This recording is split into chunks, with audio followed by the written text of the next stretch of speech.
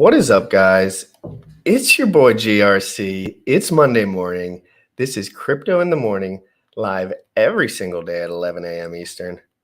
Let's jump into a quick update so I can get you guys prepared for the incredible show that we have today. Why don't we go over to a little bit of deck screener? And I just want to do this now so we can kind of get it over with, because a lot of this is going to be chit chat today, or unless the boys want to pull whatever up, obviously. So what do we see? We did a show yesterday, right? And I'm going to bring that up first. That was on BNBP. Okay. So as you can see, someone just sold $5,000 of US dollar BNBP, and we're just down a little bit from all-time highs right this second. Now, this chart was created when, guys? If you go down here, you say 1 day, 21 hours ago. 1 day, 21 hours ago, right? And this is on Binance. This is Jacob. He launched PulsePot, and then too much time went by, so he launched on BNB. And what do we see here? Major gains. Big fat gains, and pooled WBNB 610. That's $175,000 in volume sitting in there. And then the pooled BNB 12,886. That's about $12,000. I mean, that's about 120 grand of pooled BNB.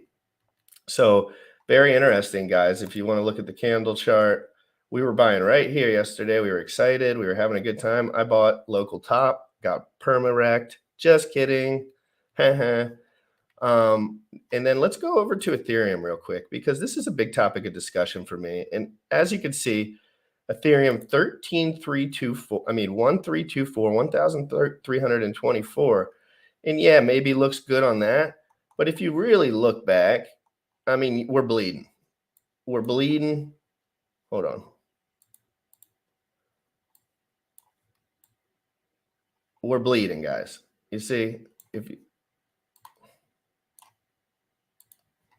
see all the way up here. Whoa, let's travel up here.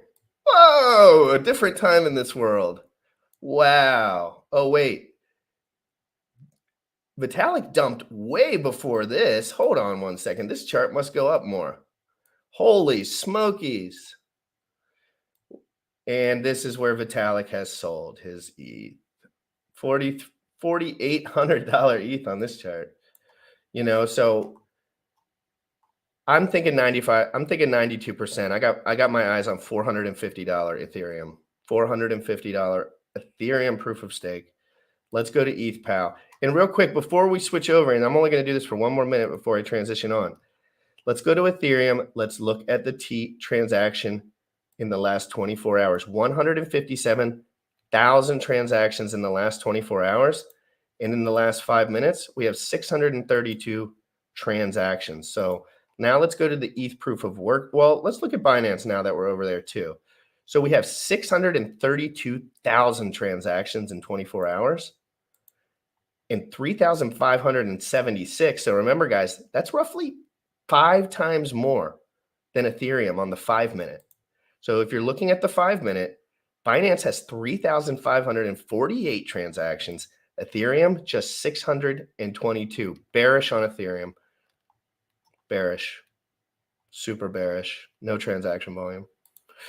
ETH pal, in the last 5 minutes, we had 180 transactions. That is only a third. That is a third of the chain that's been around for 7 years. And we're already at a third. And guys, this has only been around for 2 weeks, not even. Let's look at the 24-hour. Guys, 37,000 transactions on the 24-hour, okay? And let's go back to Ethereum just so we can remember what we were looking on. 157,000, guys. Ethereum pal is doing crazy numbers, in my opinion. Now, Ethereum Fair, on the other hand, is struggling, but it's struggling only in comparison, and it's struggling, and it just depends on the way you look at it, right? Ethereum is pretty much dominated by Uniswap pairs, 100%. So basically everyone that got their free coins with Hex and all these, then there's a couple other things in here.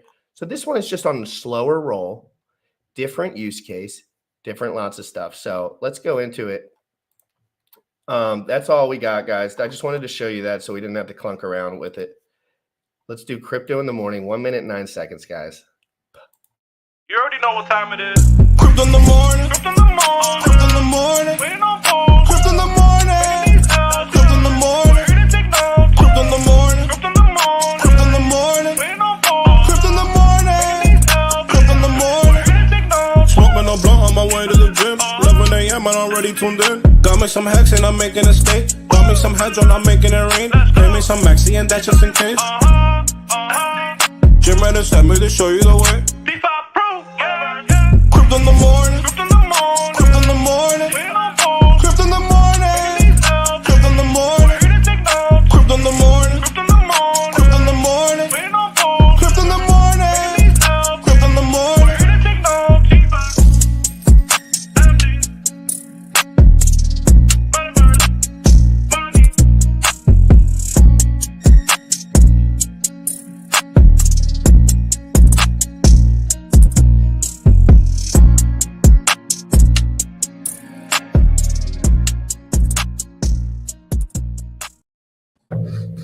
What's good? What a crazy week. What a crazy 2 weeks and 9 months this year. We have all sorts of stuff going on in crypto.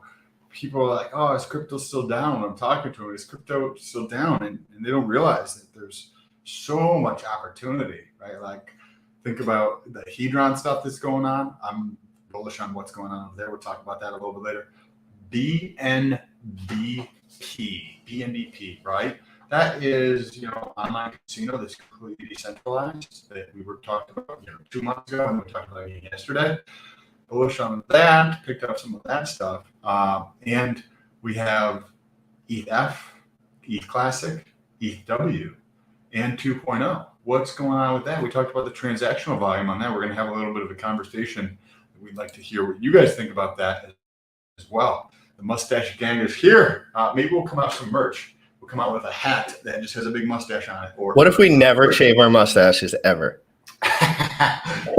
Like what? It could be a good market thing. I mean, Hitler did it. One time I had a beard. Really quickly before we get into the juicy stuff. It might be on my end. Is he a little bit frame for anyone else? Is he a little glitchy? Just let me know. I'm just curious. Yeah, the quality is a little off. Poopy sticks. Let me get sure you're on a hotspot from your phone. Yeah, I figured. All right, we're good. The sound. Yeah, it's cool. It's cool. So let's talk for a second about a couple of things. Let's start on the Ethereum chain for easy context. Okay, because let's be real. Ethereum has been the dominant chain as far as, the most successful people in crypto, not like the middle ground people, like the most, like they use Ethereum and they use Bitcoin, Sam. And I don't know if they necessarily 100% use Binance at this moment, at least the people that I've interacted with, the guys that are moving big money, holding for a long time and not playing around on the chain. And that's kind of what I'm talking about. I'm not talking about guys that are working, getting all their shit done. I'm talking about the guys that are hodling and have millions and millions and millions of US dollar. Okay. So this Ethereum merge has changed the dynamic 100%. And I don't care what any human has to say about it. A third of the transaction volume in what? In 2 weeks? That is explosive. That is crypto. I've pulled out probably 6x my investment on ETH so far, moved it into USD of some form or the other, and I am still holding big, giant, fat bags, and I'm stoked. And now I have BNBP, a lot of this stuff. Sam, what do you see just from the outside looking in, not the technicals, what do you just see when you're looking? You're like, wow, a third of the transaction volume in 2 weeks. That's incredible. Are the miners more powerful than Ethereum? I think one of the things that I've been playing with over the last 2 weeks, right, since this is launched, is in school, we're taught, if you go study finance, right, or get your CFA or anything along those lines, you're taught that you can't beat the market, right? And you're shown plenty of research that you cannot beat the market, right? The old cliche that a dart thrown by a monkey can do just as good as a professional money manager in a mutual fund, right? You may have heard that story or that type of analogy used before. That isn't a heavily regulated market. What happens in crypto is not regulated. So whether you like it or you don't like it, crypto insider trading happens. Whether you like it or don't like it, wash trading happens. All the stuff that can't. What does wash trading mean? It's a way to like artificially make something look better than it actually is. Oh, I know what that is. Okay, I see that all day long. I know. I know what that is. Think rug pulls. They do it all the time. All this stuff. They actually have groups that are manually meant to go onto different chains and do this spam thing and get all the guys that don't know what they're doing locked in on it, and then they end up locking your liquidity, or you just get ran to zero. So when you put this into context, right, like all that stuff is perfectly legal, whether you agree with it or don't agree with it or partake in it or don't partake in it. It's happening, whether you just don't have to be oblivious, just like open your mind. And I'm thinking about this. I see ETH and I see ETH Classic and I see ETHW. And I see that ETHW has 25-30% of the transactional volume of 2.0 in 2 effing weeks. And ETH has over 10x the trading volume of Classic, right? That's kind of bullish, dude. Classic's dead. Dead as F. Dude, Classic's been dead, though. Like, Richard called that out years ago. He said there's no users. He's like, he wasn't trying to tell everyone it was crap. He's saying there's no users. That's not Richard's fault. That's just, he's like, dude, there's no users. What can I tell you? If there was 100 million users, it would be fire. 300 transactions on Classic in the last 24 hours. That's no transaction. That's like, I can do that in a day. And I can do 300 transactions in a day. ETH. We look at ETH in respect to ETHW, right? Because we got like these 2 new chains. So the logical thing is to say, hey, we got both of these things at the same time. Let's see how they stack up relative to each other. And I've done that, and I still do it. But I think a more appropriate analogy might be something comparing the two new chains to 2.0 or the 2 new chains to Classic. And when you do that analysis, actually, let's pull up the data because I actually put it into a spreadsheet because I've been tracking it for a couple of days here. And we can take a look, and I'll be able to show you. So this here, let's zoom in a bit here, is the transactional volume over the last 24 hours. Whoa, that is very big. Per chain, right, over the last couple of days. You get to see about 160,000 transactions for 2.0. Look at this. 30%, 25% of transaction volume on ETFW in 10 days. This is crazy. This is cheaper. It's fast. It's awesome. Like ETW, it's awesome. Also, ETF, right? Comparatively speaking, it doesn't have nearly the amount of transaction volume. However, look at this. ETH Classic, been around since 2016-ish, 2017, I think, 2016, I think. Over 10x the transactional volume on ETF relative to Classic, which has been around for nearly 8 years. This thing's been around for 8 years and is mustering 300 transactions. 300 transactions in this an 8-year-old chain versus something that's launched in 10 days already has 10x the volume. What? Like, I think BNBP has 10x the volume of ETH Classic in the last day than it has in the last week. No, seriously, they have more. You know what I mean? Like, just a simple. It's dead. It's gone. It's over. And that there's better options, different options, new investors, new chains. They're not going to arb back unless there's some weird ass backwards reason to, like, something happens and then they have to inflation bug or some weird shit, right? Like there's something strange happens and it's Right. going to cause people. Yeah. Right. And now we have Ethereum Fair. Now we have Ethereum POW. The premier backup right now is Ethereum POW. I mean, let's be real. If the SEC comes cranking down on something, or proof of stake sharding never happens and the fees are huge and forever, then we are wrecked and we are going to ETH POW. Yes.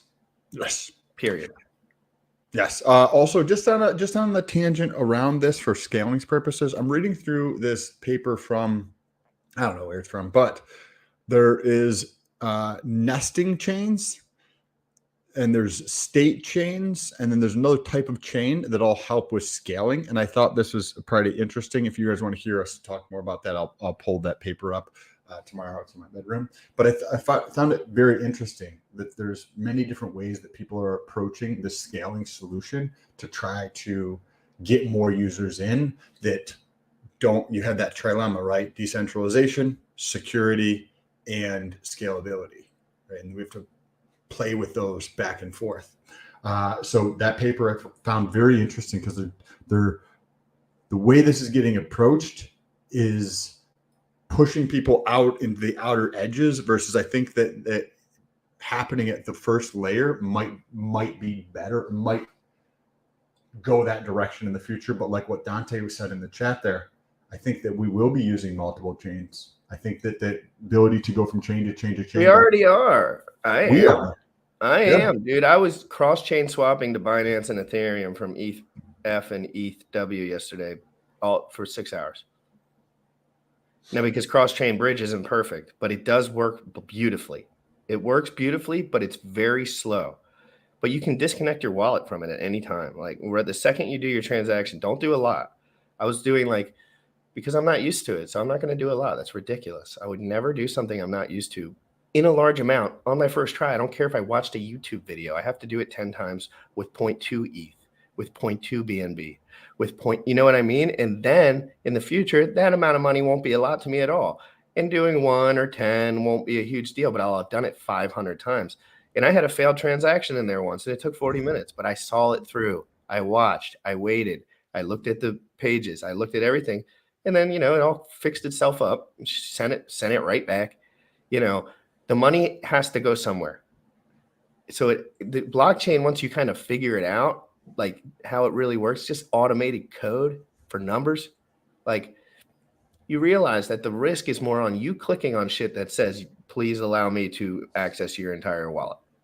And that's the risk, because people will put that in front of you. You want to talk about Paul's pot, but give people context, right? You used to do a lot of betting, right? Give people 2 years context. straight, 2 years straight, 365 a day. I had a girlfriend at the time. She dumped the absolute hell out of me because I was neurotic, kind of like I am now, but I'm a little calmer now. So basically, I was sports gambling. I was doing NBA, NFL, UFC, 365 days a year in NBA. And 365 days a year, every single night. Probably like $200 or $300 or $500 a night. Like, generally, I mean, there was nights, trust me, where we were doing $5,000, $6,000. But generally, that's not my style. And I learned from doing that the industry. I learned I didn't want to be a part of it because truthfully, the ROI is not there for the sports gambling. If you're doing 54%, you're like the best. So if you're winning 54% of the time, so you're really looking at that 4% premium for the year. And I was shooting for that. And yeah, I was about there, but I was like, this is weak sauce for working 24 hours a day. I'm not doing this. This isn't a good way to make money. This is a rug. But that was sports gambling, directly. Like, I was betting on numbers. Will the score go over 200 points? Will the score go under 200 points? All that stuff. So this is different because this is a game. But you also, if you get in early, you're having an appreciating asset. So the cool part about gambling on crypto, which I have never done personally, but as someone who doesn't gamble anymore at all, I can interact with this chain without gambling. There's no need for me to gamble. I'm not a gambler, but all my friends are. Every single fucking one of them. Sam. Talk about how much does it cost? Because I don't know. I've never been into gambling. It costs. So you're basically eating about 5% slippage on each thing. walk me through an example. So there's a game, right? There's an NFL game tonight, Redskins Cowboys. Okay, so somebody somebody wants to bet $500. They're going to say Vegas has all the numbers. So there's a place in Vegas that does the numbers, and they basically generate the numbers for everyone because they're the best and the best. So let's say they would put up a spread, and it would say Cowboys +3. That means the Cowboys it would probably say Redskins +3 because the Redskins would be down.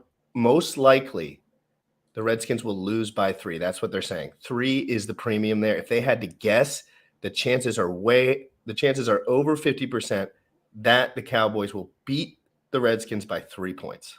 Okay, cool. And okay, you say, I want over or under.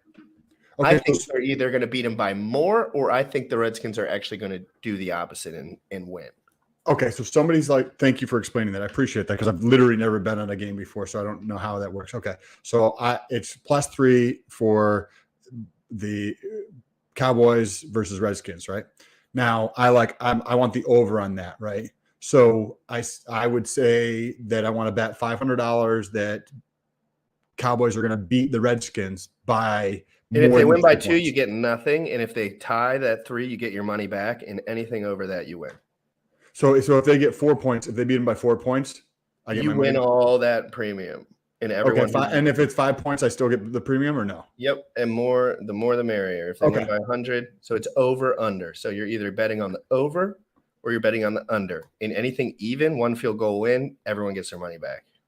Okay, now $500. What's the cost? I'm like, I want to bet $500 that Cowboys are going to win by over, right? What is the cost? Well, you're eating 5% from the house right away. I mean, unless you're with a black market bookie, which I of course was. Never would I ever pay 5% for anything, but that's the only legal way to do it. So and I have done it legally, just played with it. 5%. So the numbers, if you put $500 in there, it's really going to show up as like 491. Okay, so 5% would be $25, right? And that's the house, and that's just that's where they get their premium. Is there also an exit? So when they pay out, do they take a fee too? No, but if you're with a bookie, it's just they take that 5%, and if you're with the house, they take that 5%. So the 5% kind of just moves, but generally a bookie on the street would be cheaper. They're not going to need 5% because they have 300 guys, and another 3%, 2%. Okay, and that is you in that environment. I'm laying the case here for Pulse Pot, right? Because I want people to understand this. In that circumstance, it's about 5%. Now, you could go with somebody on the street, and it might be 3% of your bet, right? Because they're dealing with 37 people, right? Each one of them is doing. And they could also rug pull you at any time and never call you back. Okay, perfect. So that means I have to place my trust that GRC is going to give me my money back. Whether he's going to do the right thing. In a drug dealer, more or less. In a drug dealer. Because it's illegal. It is illegal as fuck. It's super illegal. But it's not you're not going to go to prison, but you're going to get wrecked. Okay. So the fee on that, 3 to 5%, right? You have to trust a party. They're going to actually pay you out.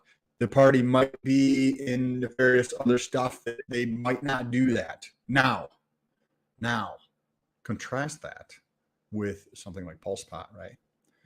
Pulse Pot is, from my take of what Jacob said, and please, if you got a different take, Jacob seems to want this to be the online casino where currently they're going to have 5 games in the works that people can play, and they're going to have a bunch of different stuff probably related to sports, and it's all going to be decentralized. So you don't have to trust a party.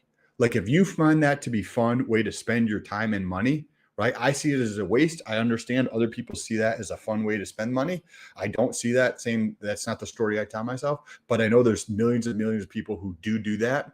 And instead of paying 3 or 5% and having to trust that individual, this has been set up so that it is all code. You don't have to trust any fucker to give you your money back if you win or you lose or call you back or answer your messages. It's all decentralized. and the fee is 1 to 3%. And that fee, all of it gets paid out to the holders, the people who have the BNBP coin. This is awesome. This is great. What the oracles are the bottom of the problem for decentralized sports gambling. Yeah, so that's exactly what. So he mentioned that yesterday, guys. So he also mentioned that 56 or 46% of all gambling in the United States was slot machines. And that's not, we're not telling you to use slot machines. I've never cranked a slot machine once in my life, and I never probably will. And that's not the point, though. The point is, those are the numbers. If you guys want to go crybaby and say, oh, mental illness, blah, blah, blah, you're fat anyway, and you probably eat shit all day. So it doesn't matter. The whole point is that there's US dollar here. There's volume. There's added benefit to the community. There's great tokenomics. And who doesn't want to be a part of a casino? I like thinking about being because I've been talk about that, because this I've been doing V2 yield farming like a madman. Talk about this comment for a second too. Sorry to interrupt. Oh, BNB in the house. The house never loses. Correct. The house. So you are the house, not them. Yes, we are the house. Exactly. And the house is a decentralized god in Jacob, who is. I have something really interesting I think you'd like to look at really quick. The Nevada premiums for the slot machine. Please. So he said 60% of all gambling dollars. Well, no, but this actually tells you the payback percentage, like for the people who actually use the slot machines, how much they get perma-wrecked when they do it every time. So let's see what this says. I'm going to go up a little bit. I was reading it while we were going. So, oh, hold on. I got to go to, let's go to Nevada, because Nevada is the spot.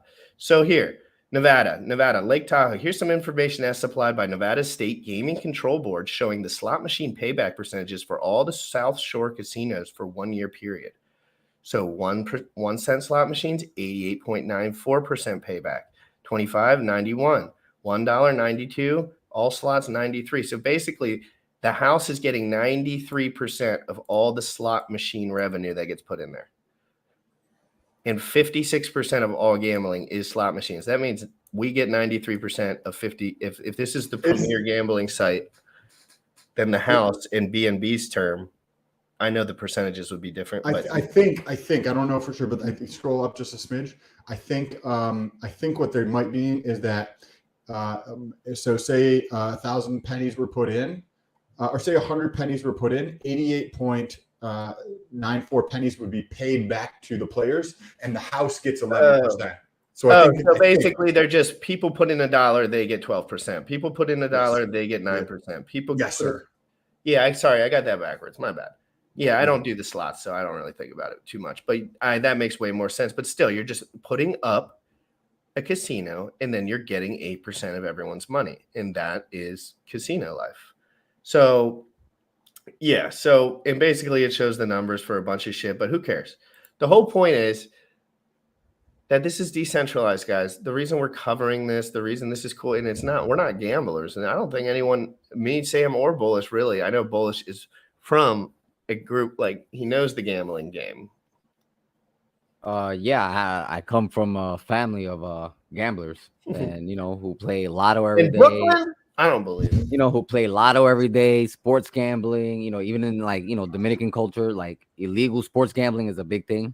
You play some dice on the corner, bro. But not even that. You walk into your local barbershop, there might be a door. You walk in there, you can, make some bets, so that's been prevalent. I'm not a gambler myself. Like I have gambled, but I have, I usually go in with a strategy and a limit and I cut off. I'm like, very disciplined on that. But just the mere fact of being able to own the casino and, based on the conversations we've had with Jacob and how it's built, it's he takes DeFi very serious.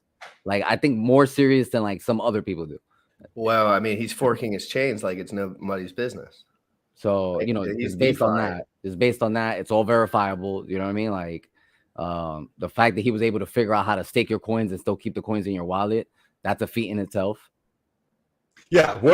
So let's talk about that for a second, because I was confused about that. I was like, wait, that's strange.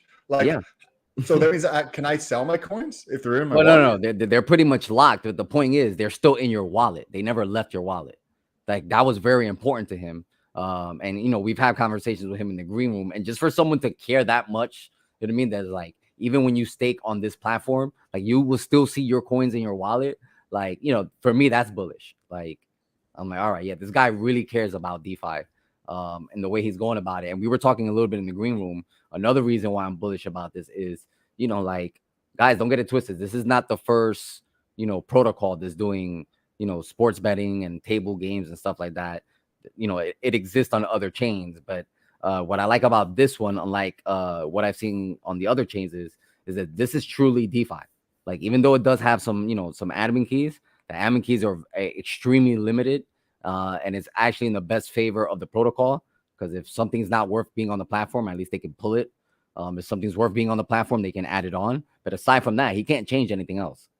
And touch it. So there is admin keys, but he cannot touch the money. Right. That's important for me. For me, Sam, to put money into something. I don't particularly enjoy putting money into things where somebody can touch my shit. Exactly. Cool. I trust you guys. Cool. But you guys can put your money there, but I don't particularly want to put my money into a lot of those places. And when there's admin keys to adjust the whitelisted tokens, if there's a token that's a scam, we don't want that token to be able to be played in the game. So the ability of the admin to change that and take that whitelisted token off of the list, that is what it's able to do. And the buy and burn. Yes. Right. That's another feature. You collect. Most people don't talk about. You collect all these tokens, and it's primarily going to be in. So the way that Jacob explained this yesterday, you can play with, say, 100 different tokens. The winnings, which is like what we in this community are talking about. Like, I don't care about the betting piece of it. I think that there's going to be other people who use that kind of stuff. But I want to hold the token and get paid the profit. The profits are pulled from the winnings, right?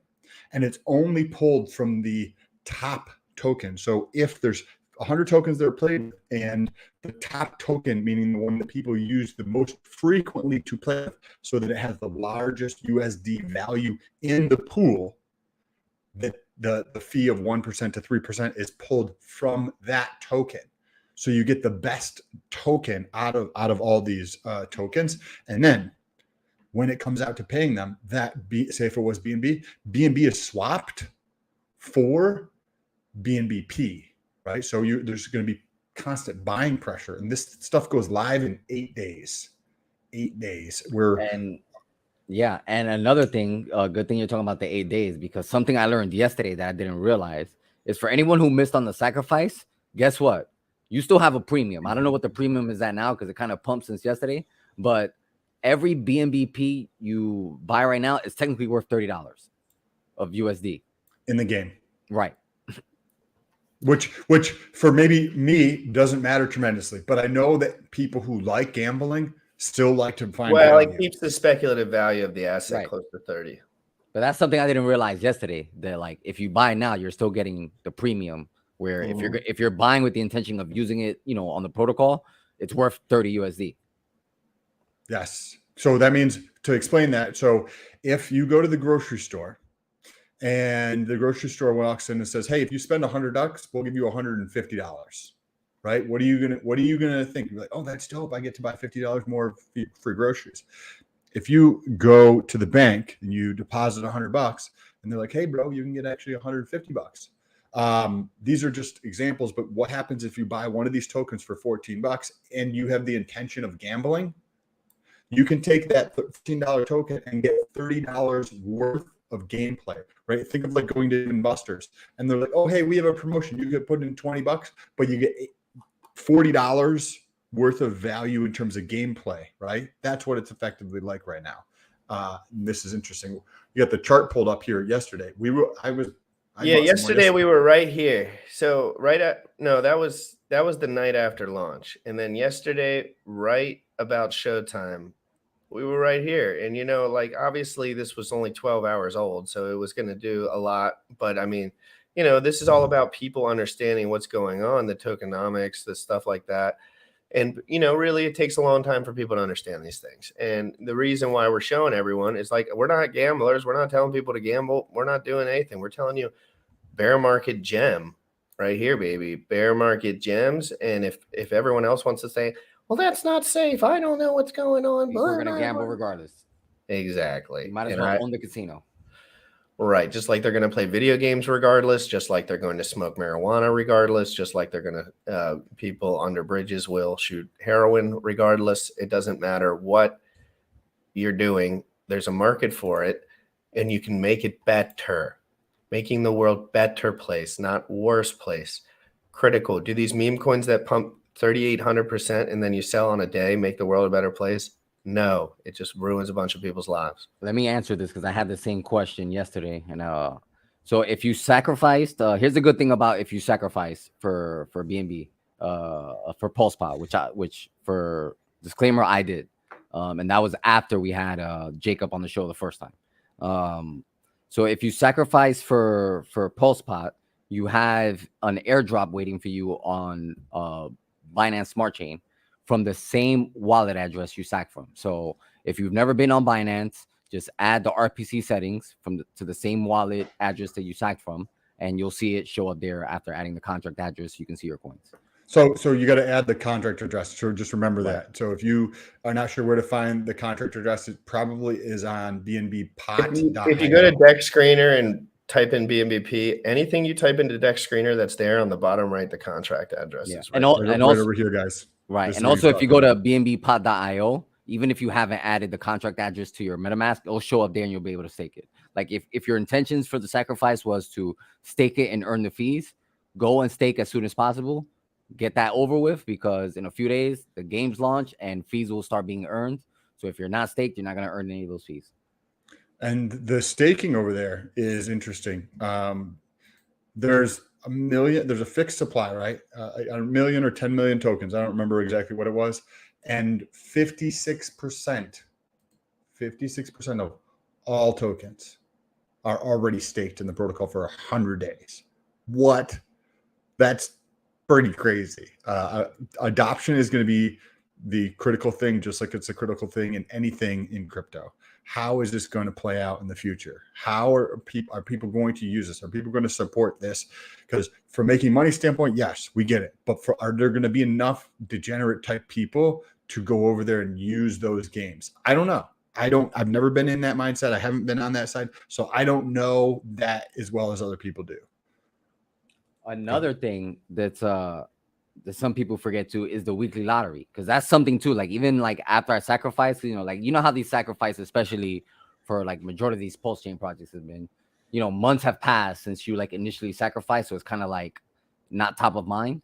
So I initially, forgot, some of the reasons why I ended up sacrificing. But Jacob reminded us yesterday is about the weekly lottery. 5% of all the fees get essentially airdropped to one random person to stake. So think about that, right? So if you hypothetically have, say, $1 million worth of volume per day, right? So $1 million worth of volume in terms of USD per day, that's 50 grand per day times 7 days. That's $350,000 in terms of a lottery that would be paid out to one person, right? Now, obviously, like it's a lottery, right? So the odds of winning are super low in this case, but it is still a lottery. Still, the possibility is there, and we don't know. Maybe there's $12 worth of volume in USD per day, right? $12 is not much. $12 times 7 is $84 a week. We have no idea what the adoption is going to be. There could be virtually no adoption on this, and it could be like a $4 fucking lottery payout. This is a good point that Mr. SOG brought up.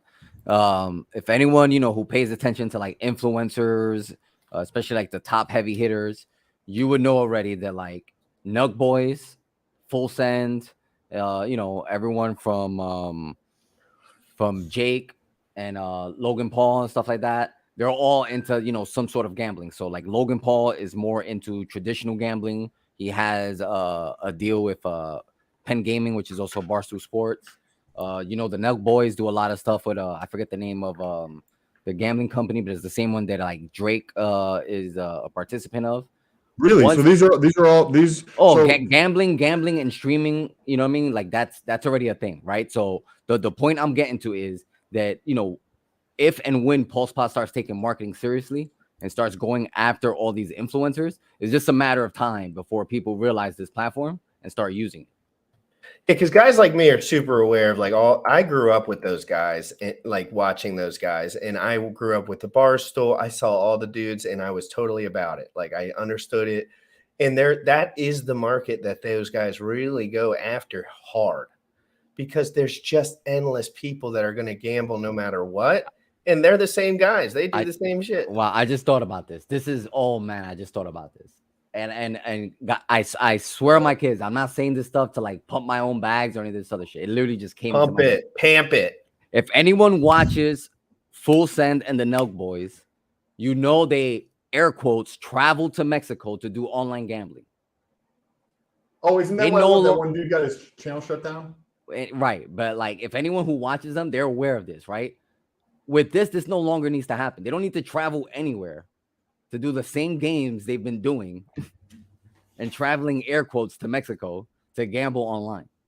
Now they just need to literally go to like BNBpot.io and play the same type of games, all decentralized.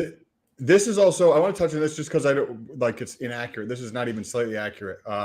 If you look at so just the easiest way for you to pull this up without like pulling up multiple sites or anything like that is if you pull up, let's pull this up here just for a second. Sorry. I just want to touch on that comment because it's just not true.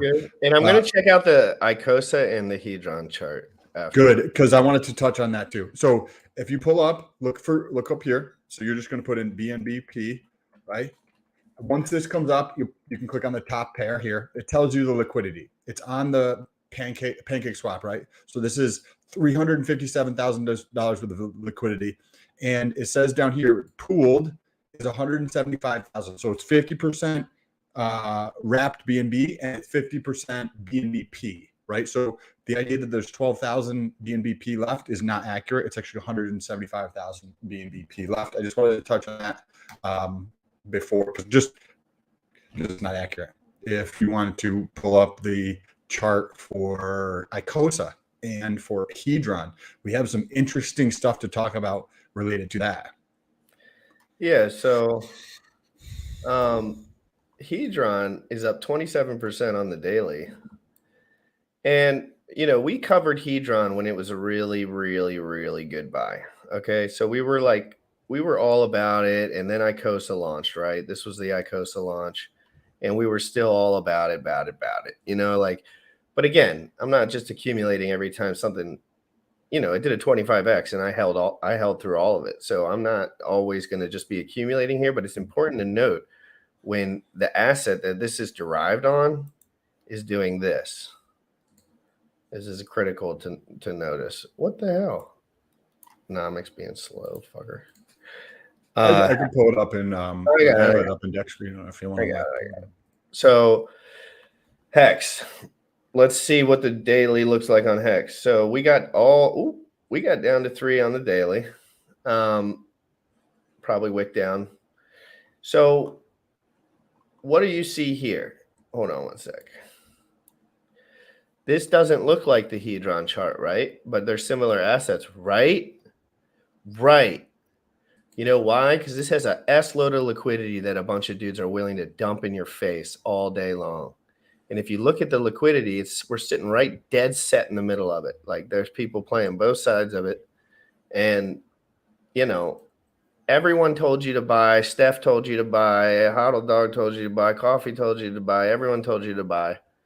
And the whole time I stayed objective and I said, you know what? I think there's too much heaviness in this asset. And I think Richard's telling me that Ethereum's and Bitcoin are going to drop 50% again. And I'm just going to go ahead and put my stakes in early like I did and then just leave it and pretty much not play with this asset until I see a premium again on Ethereum, until I see a premium again on the underlying assets, or until I see some kind of outlandish pump to roughly these areas. Like I need something here. I need something here. I need something. Like it's not giving me anything. It looks like it's dying. And you know what they say on the Sam, if you could pull up the psychology of a market bubble chart, and I'll show exactly people where we're at, exactly what's going on. And this is a 3-year-old asset now. This is, you know, this is not a 12-hour launch. This is not a 2-month launch. This is, 1,015 days. So, and I can pull that up too, Sam. If you, I'm pulling it up right now. I got it.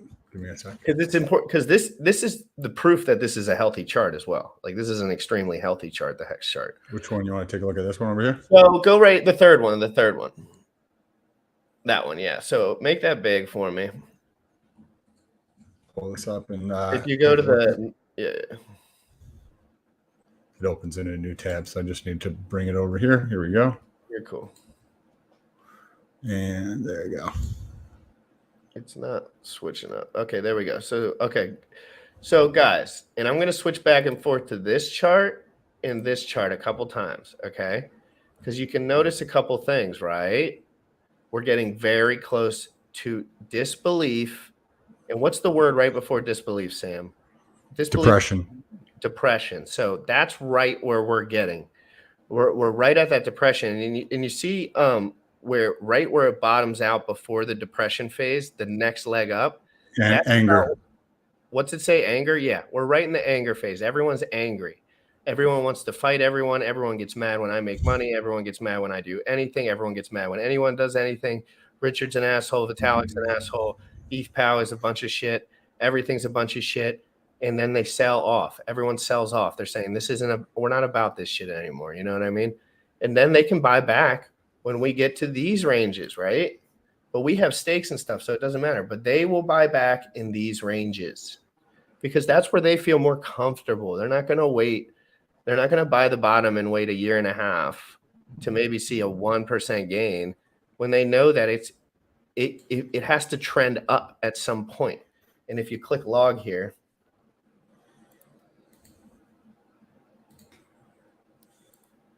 this is a better representation of the hex chart in general. But what do we know? Excuse me? But what do we know, Sam? We know that 50% of all users have seen just about zero ROI or negative ROI. All right, that's 50% of the hexagons. Yes, yes. 50% of the hexagons have seen nothing, but everyone wants them to trust this like it's their little baby, and they just, good point. Like, you know what I mean? Like, but nobody's made money on it yet, and the people that do have staked their money. So if this is such an explosive asset, we should be pretty comfortable with our stakes, and we should be not over leveraging into something that many, many people, truthfully made so much retarded money right here. That's why this downtrend needs to be long. It needs to be long, guys. Like, this was a full bull market. You know what I mean? And then it goes whoop.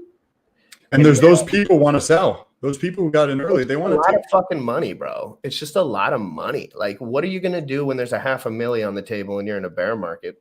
Sometimes cash that bitch out, especially because there's fat liquidity. Enough fat liquidity to take hundreds of grand out. You know what I mean? Let's look at the market cap, 4.56 billion. Let's look at the trading volume, 28.74 million, down 42%. Transparent volume, and let's see if it says anything about the liquidity on here. I think it does. Supply 137 trill. Market cap up, all-time high. Blah, blah, blah. So whatever. That's not the point. The point is that these assets move together when they get a certain amount of weight in them. And the reason we were looking at the Hedron chart, and I'm going to pull up the ICOSA chart here too, because this is the one I don't understand. I to be honest, I haven't spent enough time on ICOSA, so I'm going to defer, hopefully, to Sam, because I know we've all been busy. But ICOSA dumped heavy. I never got involved. Other than my Watts and I did like a couple $100 ICOSA stake. I staked it. It's still staked. And I did a couple watts of NFTs, but I have not done anything as far as buying with ICOSA, doing anything like that, because I just don't understand the demand yet. So I just buy Hedron, right? But if you look at this, someone made a lot of money on this shit. Oh, sorry, I didn't pull it up. Somebody made a lot, Sam. Oh my, because I never have looked at this chart. I think this might be the first time I've ever looked at this fucking chart, because I kind of knew the tokenomics, but we're probably finding that dollar, right? We're finding that dollar. The low point. But I want to know, Sam, is anyone bullish on this? Because I wouldn't be surprised if people were. I haven't thought about it enough. Now, Sam, as far as me just accumulating Hedron in general, is that like a plan that makes like sense to you too? Like, does that make sense? Just the accumulation of Hedron as far as when it comes to buying back some of these HSIs or being a participant or just using some of the price appreciation from the supply shock of the HSI auction? Sam, I need to know what you're thinking. And guys in here, if you haven't already, retweet this. And I also want to know what you think. Any ICOSA smarties in the house? I need to do an ICOSA stream. I need to do a Hedron stream. Where is Crypto Sloth? I summon you.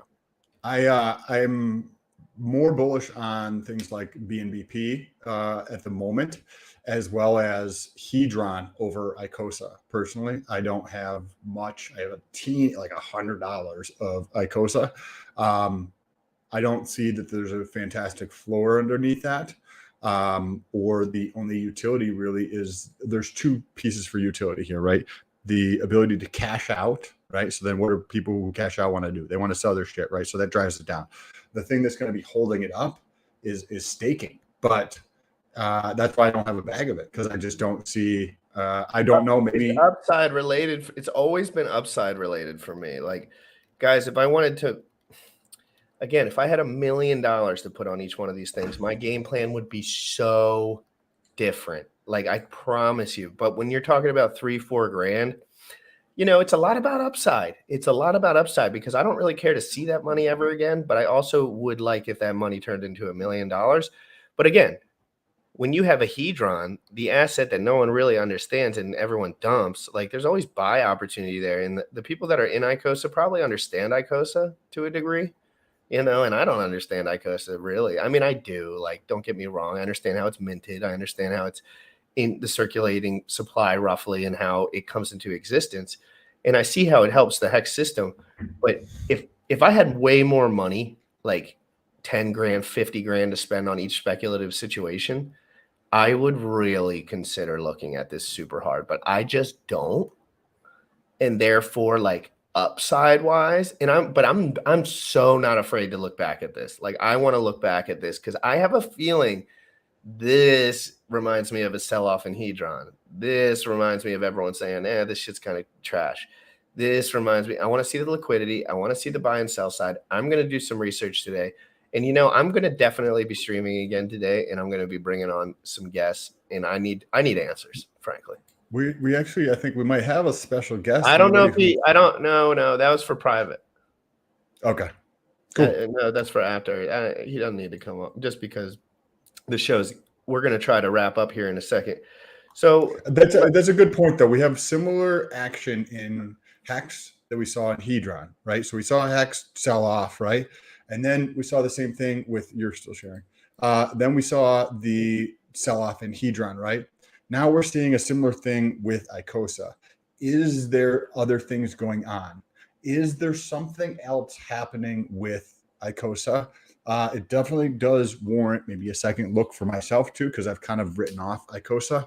I know there's a lot of people in the community. Well, there's some. You haven't written it off because of it. I haven't put money into it mentally. Like, I haven't mentally like going to put money into it. No, I have not written it off. That doesn't mean that other people aren't like foaming at the mouth right now too. And it doesn't mean that I couldn't change my mind. I just don't. I have a feeling we might, because I'm gonna make sure I have an answer on that by tomorrow. Like, that's one of my goals, is to definitely have a friggin' answer on that shit by tomorrow. So let me look at the hex pair real quick on PAL, just so I can cover all my bases. There's a dodeca popping up here everywhere. I can't even find the fucking correct hex pair. Which one are you looking for? I don't like that I can't find hex WETH on here easy. That does not make me feel happy inside. Well, guess what? If you go to t.me/hexPOW, t.me, and you type in /price space hex W or hex F or ETH W or hex F, it'll give you the price. I've got it up if you want it. It's 3 zeros and a 7. It should be on the shared screen there. Yeah. So again, some of that was probably me. You can see the sell off over the last several days here. Let's go to the Yeah, 4-hour but chart. again, the guys that got in here, they are going to have a little bit of premium that they probably are going to want to bring back because this was next to nothing. Oh shit! Was I not even sharing? So this is the hex W. No, nobody can see this, but we have So seen the people that bought right in the beginning, like we were doing right there, early. There's a big premium there, and they got a bunch of free money, so they're going to sell off slightly. But this is the sideways accumulation of a healthy price chart for the next leg up, in my opinion. I don't think there's leg down in this. I think there's only leg up. I think this is like if you're gonna like, I might take some chances on Hex WETH today for sure, because I just don't see it going. There's no liquidity under this really. I mean, you can't really pull out but 10 grand, 5 grand, eat 7% slippage. But if you want to pull out $1,000, I mean, like that's kind of what I was doing, right? Like I pulled out a little bit just to feel like I was working. But I mean, the chart to me looks good. It looks real good. What you would expect, right? There's a it had that big leg up, floored just on the dime, and then sideways until everyone figures it out. All the people sell that want to. Next leg up, next wave of people. Very cheap asset. More people learn. More people get closer to the speculative value of regular Hex. That means more Hedron pump on ETH POW, and that also means on ETH Fair Hex will pump as well. Yes, in just Hex alone, just this pair. There's been 776 transactions between Hex and ETH W, right? If you remember, ETH Classic for 24 hours has had 300 transactions. So just Hex alone on ETH W has had double the transaction volume as the entire chain of Ethereum Classic. Think about that. Like this is on a fork from 2 weeks ago, and they already have in one coin Hex and wrapped ETH. There's double the transaction volume over the last 24 hours than on an entire chain. That's pretty. That's pretty astonishing. Yeah, no, it is. And, this was a short show, guys, 136 in here. Make sure you're smashing the like, hitting the subscribe. It's Monday. We're getting right back to business. We're not too flashy on Mondays, guys. We don't care.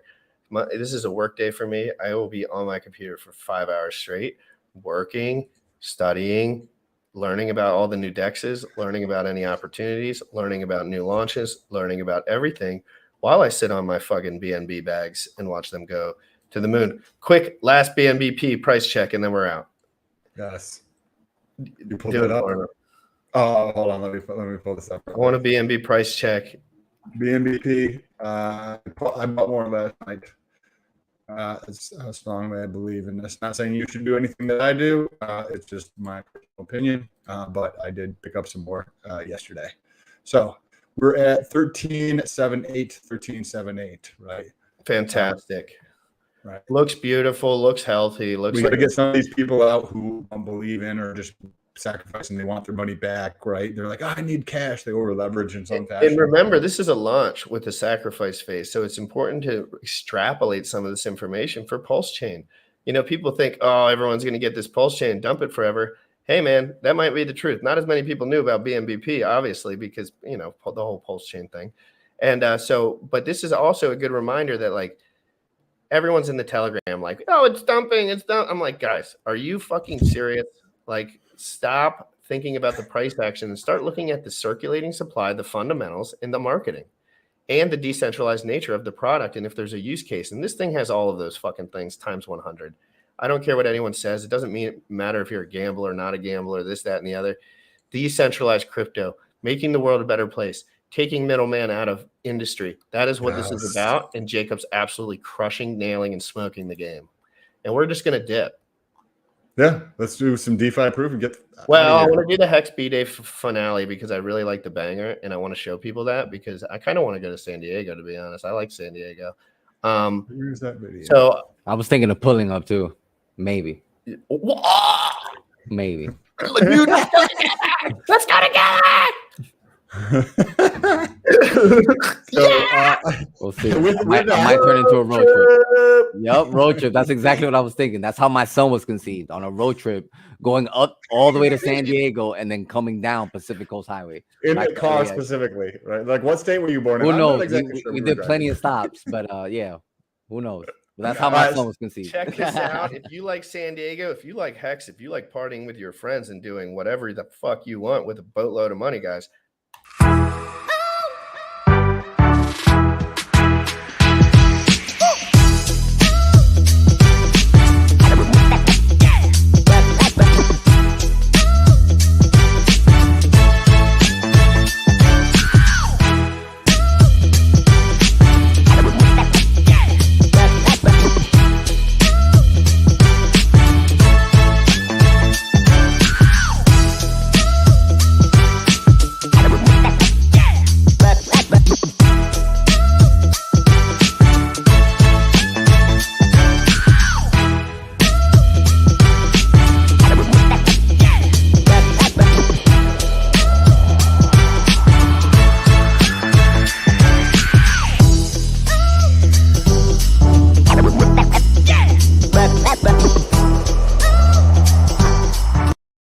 You already know what time it is. Crypt in the morning. Crypt in the morning. Crypt in the morning. Waiting on phone. Crypt in the morning. Crypt in the morning. Ready to take notes. Crypt in the morning. Crypt in the morning. Crypt in the morning. Waiting on phone. Crypt in the morning. Crypt in the morning. Ready to take notes. Smoking a blunt on my way to the gym. 11 a.m. and I'm already tuned in. Got me some hex and I'm making a steak. Got me some hedron, I'm making it rain. Pay me some maxi and that's just in case. Jim ready to send me to show you the way.